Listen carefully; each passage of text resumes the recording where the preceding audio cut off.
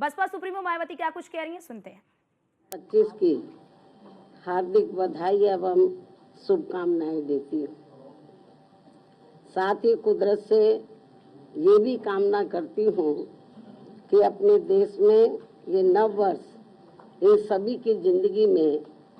खूब खुशहाली व तरक्की लाए। इस कामना के साथ ही अब मैं अपने जन्मदिन के संबंध में ये कहना चाहूँगी कि नव वर्ष के पहले महीने में ही अर्थात आज के ही दिन दिनांक 15 जनवरी को पूरे देश भर में पार्टी के लोग मेरा जन्मदिन, विशेषकर इसे जन कल्याणकारी दिवस पीपल्स वेलफेयर डे के रूप में मनाते हैं और इस दौरान उन जन कल्याणकारी योजनाओं के बारे में अपने लोगों को बताते हैं जिन्हें यहाँ यूपी में 4 बार मेरे नेतृत्व में रही बीएसपी की सरकार में शुरू व लागू भी किया गया है, जिनसे फिर यूपी के खासकर गरीबों, दलितों, आदिवासियों, पिछड़े वर्गों, मुस्लिम व अन्य अकलियतों की स्थिति में काफी कुछ बदलाव भी आया है, सुधार भी आया है। और अब उन योजनाओं की देश में दूसरी पार्टियों की राज्य सरकारें भी काफी नकल कर रही हैं,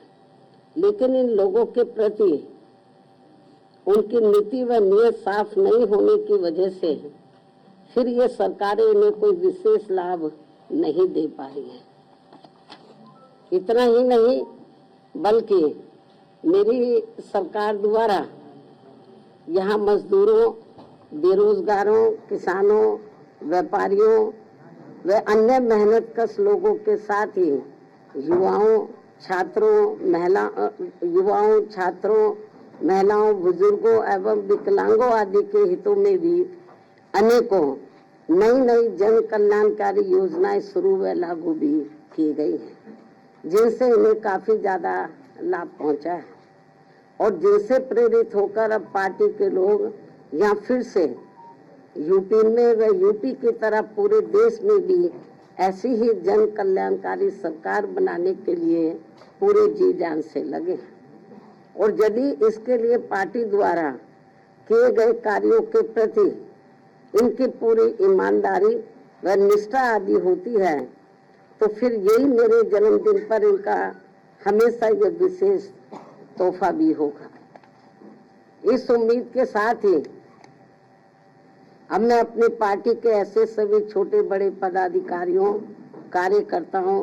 एवं शुभचिंतकों आदि का भी हार्दिक दिल से आभार एवं शुक्रिया अदा करती हूँ, जो इसी सोच व धारणा के तहत ही मेरा जन्मदिन मना रहे हैं। साथ ही इस अवसर पर परम पूज्य बाबा साहब डॉक्टर भीमराव अम्बेडकर एवं मान्यवर श्री कांशीराम जी के कारवां को आगे बढ़ाने के लिए बीएसपी को पूरे तन मन धन से सहयोग करने का अपना संकल्प भी दोहरा रहे हैं। और अब उनका बढ़ चढ़कर यही नारा है जो आज के दिन जो वो लोग नारा लगा रहे हैं, मेरा जन्मदिन मनाने के मौके पर वो नारा लगा रहे हैं कि बाबा साहब का मिशन अधूरा बीएसपी करेगी पूरा। मान्य बहन जी करेगी पूरा, खूब नारे लगा रहे हैं। जो बड़े बड़े पूंजीपतियों व धन्ना सेठों के धन बल पर नहीं बल्कि बहुजन समाज के गरीब एवं अन्य स्वाभिमानी मेहनत का समाज के लोगों के खून पसीने की कमाई के अंशदान से ही पूरा होगा। ये नारा तो नारा लगाने से काम नहीं चलेगा, तो उसके लिए इनको हर क्षेत्र में एफर्ट्स भी करने होंगे। इसके साथ ही अब मैं अपने जन्मदिन के इस खास मौके पर भी देश में विशेषकर अनुसूचित जाति, जनजाति एवं अन्य पिछड़े वर्गों में समय समय पर जन्मे अपने उन सभी महान संतों, गुरुओं व महापुरुषों में भी खासकर महात्मा ज्योतिबा फूले, श्री छत्रपति शाहू जी महाराज, श्री नारायण गुरु परम पूज्य बाबा साहब डॉक्टर भीमराव अंबेडकर एवं मान्यवर श्री कांशीराम जी आदि को भी पूरे तय दिल से नमन एवं आदर सत्कार करती हूँ, जिन्होंने अपनी पूरी जिंदगी इन वर्गों के लोगों को अपने पैरों पर खड़ा करने के लिए समर्पित की है, जिनके अधूरे रहे कारवा को आगे बढ़ाने के लिए अब मेरी भी पूरी जिंदगी लगी हुई है, जिससे प्रभावित होकर ही मान्यवर श्री कांशीराम जी के जीते जी से ही पूरे देश में पार्टी के लोग आज के दिन अर्थात हर वर्ष 15 जनवरी को मेरा जन्मदिन काफी उत्साह के साथ वैसे प्रेरणा एवं जन कल्याणकारी दिवस के रूप में बहुत ही गर्व व हर्ष के साथ मनाते हैं। और इस बार भी ये लोग मेरे 69वें जन्मदिन को हमेशा की तरह इसे मिशनरी भावना से जन कल्याणकारी दिवस के रूप में मना रहे हैं, जिनकी मैं पूरे तय दिल से आभारी भी हूँ। और इस मौके पर मैं भी अपनी जिम्मेवारी एवं दायित्व को समझते हुए व निभाते हुए अपनी पार्टी व मूवमेंट के हित में पार्टी के लोगों को हमेशा की तरह इस बार भी सावधानी के तौर पर उन्हें ये आगाह करना चाहती हूँ कि पिछले कुछ वर्षों से बीएसपी के विशेषकर दलित बेस वोट को कमजोर करने व उसे तोड़ने के लिए अब यहाँ कांग्रेस, बीजेपी, सपा व अन्य जातिवादी पार्टियां भी आए दिन किस्म किस्म के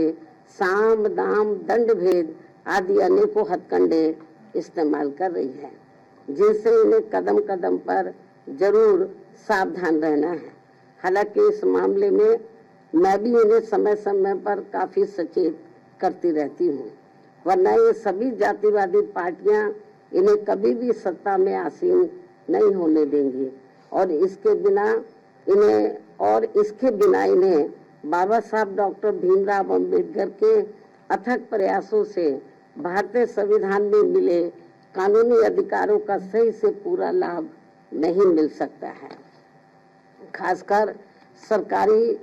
नौकरियों में तो इनके आरक्षण को इन्होंने कोर्ट कचहरी की आड़ में काफी हद तक निष्प्रभावी ही बना दिया है। इतना ही नहीं बल्कि SC ST के साथ साथ OBC वर्गों के लोगों को भी आरक्षण एवं अन्य कानूनी अधिकारों का अभी भी इन्हें पूरा लाभ नहीं दिया जा रहा है। और अब कांग्रेस पार्टी तो सही समय पर आने पर इनके आरक्षण को ही पूरे तौर से खत्म करने में लगी है, जिसका ये ऐलान भी कर चुके हैं। ऐसे में कदम कदम पर कांग्रेसी नेताओं द्वारा संविधान को दिखाना व नीले कपड़े आदि पहनकर किस्म किस्म की नाटकबाजी करना, ये सब यहाँ दलितों एवं अन्य उपेक्षित वर्गों के साथ इनका छलावा व ढोंग नहीं है तो और क्या है। इस पर भी इन लोगों को जरूर ध्यान देना है। जबकि देश में बीएसपी मूवमेंट के कारण दलितों एवं अन्य उपेक्षित वर्गों में परम पूज्य बाबा साहब डॉक्टर भीमराव अंबेडकर एवं उनके निर्मित किए गए मानवतावादी संविधान के प्रति आई जागृति व सत्ता संघर्ष हेतु आई चेतना आदि के कारण अब विशेषकर दलित एवं आदिवासियों के वोटों को हथियाने में इन सभी विरोधी पार्टियों में उनके चहेते बनने की भी काफी होड़ लगी हुई है, किंतु उनका हक छीनने में अभी भी कोई पार्टी पीछे नहीं है। अर्थात ये सभी पार्टियां एक ही थैली के चट्टे बट्टे हैं और जिस प्रकार से जातिवादी सोच व द्वेष के तहत चलकर कांग्रेस पार्टी की सरकारों में बाबा साहब डॉक्टर भीमराव अंबेडकर सहित बहुजन समाज के अन्य सभी महान संतों, गुरुओं व महापुरुषों का हर स्तर पर उपेक्षा व अनादर किया गया है तथा उनके अनुयायियों की हर स्तर पर अवहेलना की गई है, वह किसी से छिपा नहीं है और ना ही दलित एवं अन्य उपेक्षित वर्गों के लोग उसे कभी भुला सकते हैं। और इस मामले में भाजपा व उनकी सरकारें भी कोई पीछे नहीं है, बल्कि जिस प्रकार से इस पार्टी के वरिष्ठ मंत्री ने संसद में बाबा साहब का अपमान किया है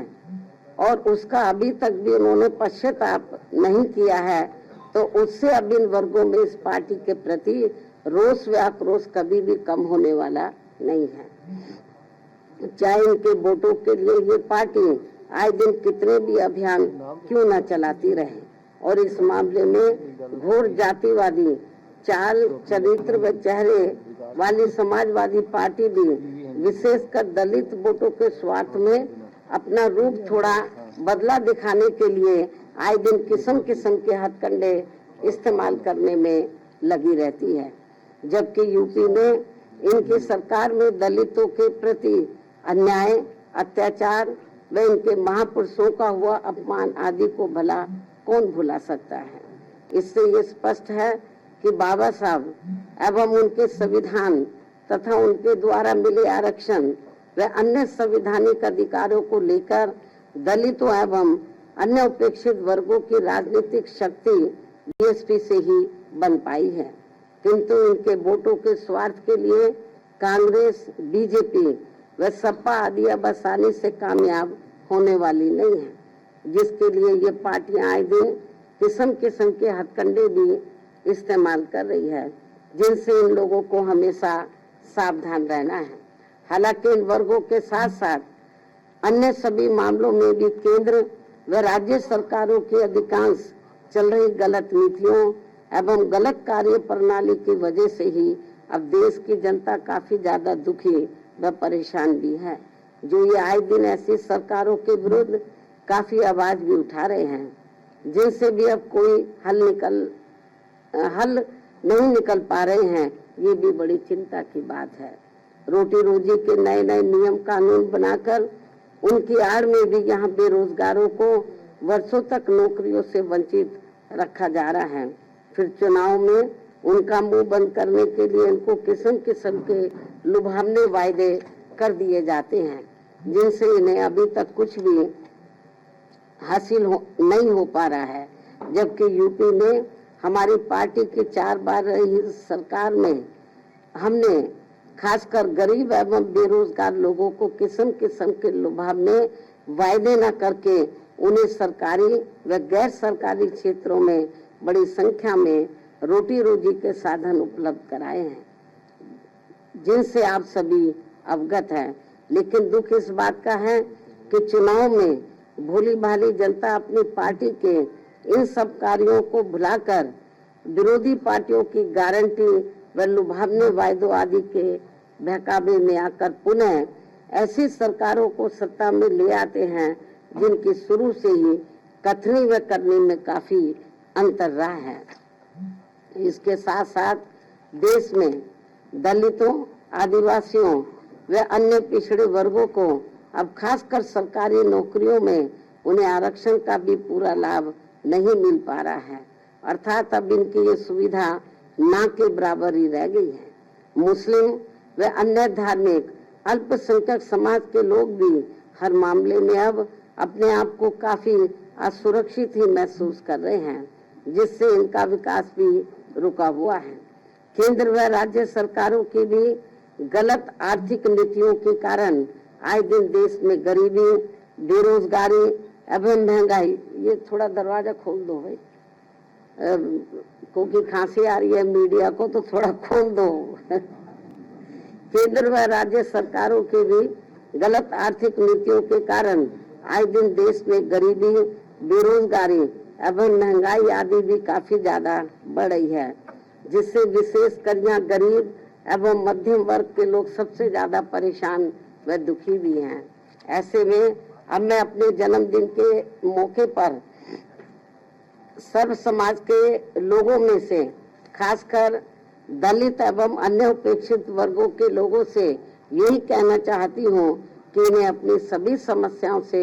छुटकारा पाने के लिए अब बाबा साहब डॉक्टर भीमराव अम्बेडकर एवं मान्यवर श्री कांशीराम जी आदि के बताए हुए रास्तों पर ही चलना होगा, वरना इनकी जिंदगी सदियों पुरानी यहाँ गुलाम व लाचारी बनकर रह जाएगी। जिससे बचने के लिए अब इन वर्गों के लोगों को एकजुट होना व सत्ता में आना बहुत जरूरी है। साथ ही इसके लिए इनको कांग्रेस, बीजेपी व अन्य जातिवादी पार्टियों के सभी हथकंडों से भी हमेशा ही सावधान रहना है, जिनके बारे में समय समय पर मैं खुद भी अपने लोगों को सचेत करती रहती हूँ। और अब मेरा यही कहना है कि यदि हमारी पार्टी के लोग हर स्तर पर सावधानी बरतते हुए अपनी पार्टी व मूवमेंट को आगे बढ़ाते हैं, साथ ही समय समय पर जो भी इन लोगों को पार्टी से संबंधित जरूरी कार्य व दिशा निर्देश आदि दिए जाते हैं और यदि वे समय से उन पर पूरी ईमानदारी व निष्ठा से अमल करते हैं और अपनी पार्टी व मूवमेंट को हर चुनौती का मुकाबला करके उसे आगे बढ़ाते हैं तथा सत्ता में भी लाते हैं, तो तभी फिर यह अपने लोग विकसित हो सकते हैं तथा वे आत्मसम्मान एवं स्वाभिमान की भी जिंदगी व्यतीत कर सकते हैं, जो इस समय बहुत जरूरी भी है। इन्हीं जरूरी बातों के साथ ही अब मैं हर वर्ष की तरह इस वर्ष भी आज अपने जन्मदिन के मौके पर मेरे नेतृत्व में अपनी पार्टी व मूवमेंट की 1 वर्ष की अवधि में जो भी गतिविधियां रही हैं, जिनका पूरा लेखा जोखा व विवरण मेरी किताब मेरे संघर्षमय जीवन एवं बीएसपी मूवमेंट का सफरनामा में हिंदी व अंग्रेजी में वर्णित किया गया है। और ये पुस्तक पार्टी से जुड़ रहे खासकर नई युवा पीढ़ी को सही मार्गदर्शन देने का कार्य करेगी तथा इसमें बीएसपी का वास्तविक इतिहास भी निहित है, जो आगे आने वाली पीढ़ी के लिए भी बहुत जरूरी है। और अब मैं इस अति महत्वपूर्ण पुस्तक के 20वें हिंदी व अंग्रेजी संस्करण का विमोचन करूं, लेकिन उससे पहले मैं देश की राजधानी दिल्ली में इस समय यहाँ विधानसभा के लिए हो रहे आम चुनाव में, जिसमें बीएसपी भी पूरी तैयारी व दमदारी के साथ अकेले ये चुनाव लड़ रही है और जिनसे मुझे ये पूरी उम्मीद है कि इस बार चुनाव में हमारी पार्टी पहले से बेहतर रिजल्ट जरूर लाएगी, बशर्ते यदि ये चुनाव पूरे तौर से फ्री एंड फेयर होता है और ईवीएम में कोई गड़बड़ी व धांधली आदि नहीं की जाती है, जैसा कि अधिकांश पार्टियां इसकी आशंका भी जता रही हैं। साथ ही आप लोगों को ये भी मालूम है कि इस चुनाव में दिल्ली में जो असेंबली का चुनाव हो रहा है, इस चुनाव में कांग्रेस, बीजेपी व आम आदमी पार्टी पूर्व की तरह इस बार भी जनता को अनेकों लुभावने वायदे व गारंटी आदि देकर ये चुनाव लड़ रही है, जिसमें काफी होड़ मची हुई है। जबकि इन पार्टियों ने यहाँ कई बार सत्ता में रहकर अपने किसी भी चुनावी वायदे को पूरा नहीं किया है। इतना ही नहीं, बल्कि दिल्ली में अपनी रोटी रोजी के लिए बड़ी संख्या में खासकर नजदीक के राज्यों से और उसमें भी यूपी व बिहार से आकर अधिकांश झुग्गी झोपड़ियों में बसे लोगों के साथ तो यहाँ इन सभी विरोधी पार्टियों की रही सरकारों ने हर स्तर पर इनके साथ काफी सोतेला रवैया अपनाया है। कोरोना काल में तो इनके साथ काफी बुरा बर्ताव किया गया है, जिसकी जानकारी आप सभी को है। इसके साथ ही दिल्ली के गवर्नेंस को लेकर आप पार्टी की दिल्ली सरकार व केंद्र सरकार भी कोई कम नहीं है और कांग्रेस पार्टी तो इन दोनों की जननी है, जबकि व्यापक जनहित व जन कल्याण के मामले में सर्व समाज का हित बीएसपी में ही निहित व सुरक्षित है, ये सभी जानते हैं। और इसलिए दिल्ली विधानसभा आम चुनाव में सभी लोग बहुत सोच समझकर अपना वोट करें तो ये उचित होगा। हालांकि दिल्ली के करोड़ों लोगों की रोटी रोजी, हर प्रकार के सुख शांति, कानून व्यवस्था व अन्य बुनियादी सुविधाओं संबंधी देखभाल आदि के मामलों में केंद्र व दिल्ली राज्य सरकार की अलग अलग कानूनी जिम्मेदारियां हैं, जिसके अभाव को लेकर कोई सरकार अपने आप को दोष मुक्त नहीं कर सकती है। इसके बावजूद संकीर्ण राजनीति व चुनावी स्वार्थ के कारण आप व भाजपा आदि का रवैया जन व देश हित से परे गंभीर आरोप प्रत्यारोप व एक दूसरे को जन विरोधी साबित करने का ही ज्यादा है। साथ ही आए दिन की जा रही नफरत ही व भड़काऊ पोस्टरबाजी आदि पर चुनाव आयोग को तत्काल सख्त कार्रवाई करनी बहुत जरूरी है तथा इस चुनाव को आप भाजपा व कांग्रेस के लुभावने वायदों आदि से भी बचाना होगा। ऐसे में दिल्ली की जनता अगर आप व केंद्र सरकार एवं कांग्रेस पार्टी आदि से मुक्ति चाहती है तो उनको बड़े सुधार की तरफ अर्थात अम्बेडकरवादी बीएसपी को चुनाव में समर्थन करना व उसके उम्मीदवारों को जिताना बहुत जरूरी है। तभी फिर भारतीय संविधान के मूल निर्माता व खासकर SC ST व OBC वर्गों के मसीहा परम पूज्य बाबा साहब डॉक्टर भीमराव अम्बेडकर के अथक प्रयासों से इन्हें सरकारी नौकरियों में व अन्य और क्षेत्रों में मिले कानूनी अधिकारों का भी यहाँ दिल्ली में पूरा लाभ नहीं मिल पा रहा है। इन्हीं की तरह ही यहाँ मुस्लिम समाज व अन्य अकलियतों को भी स्थिति कोई खास ठीक नहीं है। इसलिए अब इन लोगों को यहाँ से सभी विरोधी पार्टियों को फिर से आजमाने की जरूरत नहीं है, अर्थात अब इन्हें सत्ता में आने से जरूर रोकना होगा, बल्कि इसके स्थान पर इन्हें यहाँ सर्वजन हिताय व सर्वजन सुखाय की नीतियों एवं सिद्धांतों पर आधारित अपनी एकमात्र हितैषी पार्टी बीएसपी को ही कामयाब बनाना जरूरी है। जो हमारी ये पार्टी यूपी में बीएसपी के 4 बार रही सरकार की तरह ही यहाँ दिल्ली में भी सर्वजन हिताय व सर्वजन सुखाय की नीतियों एवं सिद्धांतों पर आधारित ही सरकार चलाएगी, जिसके लिए मेरे दिशा निर्देशन में यहाँ पार्टी के यानी कि दिल्ली में जिसके लिए मेरे दिशा निर्देशन में यहाँ पार्टी के नेशनल कोऑर्डिनेटर श्री आकाश आनंद के नेतृत्व में पार्टी दिल्ली यूनिट के लोग तथा अन्य वरिष्ठ पदाधिकारी भी पूरे जी जान से लगे हैं। और ऐसा हो जाने पर ही तभी फिर यहाँ बाबा साहब डॉक्टर भीमराव अम्बेडकर एवं बीएसपी के जन्मदाता व संस्थापक मान्यवर श्री कांशीराम जी का भी अधूरा रहा सपना जरूर साकार हो सकता है। इस भरोसे के साथ ही अब मैं अपनी पार्टी के लोगों से यहाँ दिल्ली विधानसभा आम चुनाव में व कुछ ही महीनों के बाद फिर बिहार प्रदेश में भी होने वाले विधानसभा आम चुनाव में अपनी पार्टी का बेहतर रिजल्ट लाने की पुरजोर अपील करती हूँ। और ऐसा हो जाने पर फिर आज यही इनका मेरे जन्मदिन पर खास तोहफा भी होगा। अब मैं अंत में अपनी पुस्तक का हमेशा की तरह आज अपने जन्मदिन के शुभ अवसर पर विमोचन भी कर रही हूँ। यह विमोचन अब मैं कर रही हूँ तो अब मीडिया लोग ऐसे बैठे रहे तो ज्यादा अच्छा है।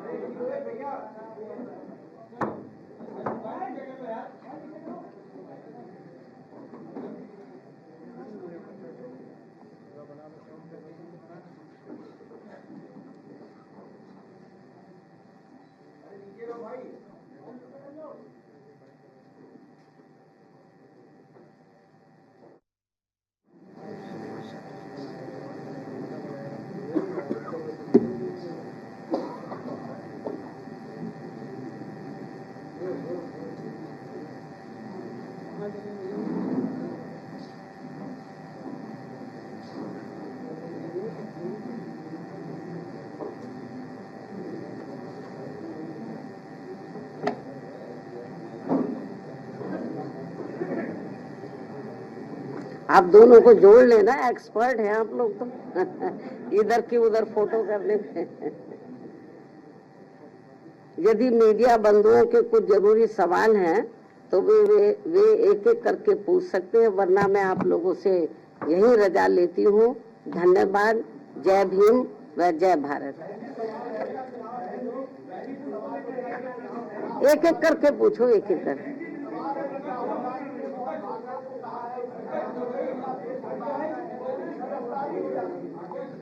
इस सवाल का जवाब तो आप राहुल गांधी से पूछो। आपको इसके बारे में मैं प्रेस मीडिया के जरिए अपनी बात स्पष्ट कर चुकी हूँ।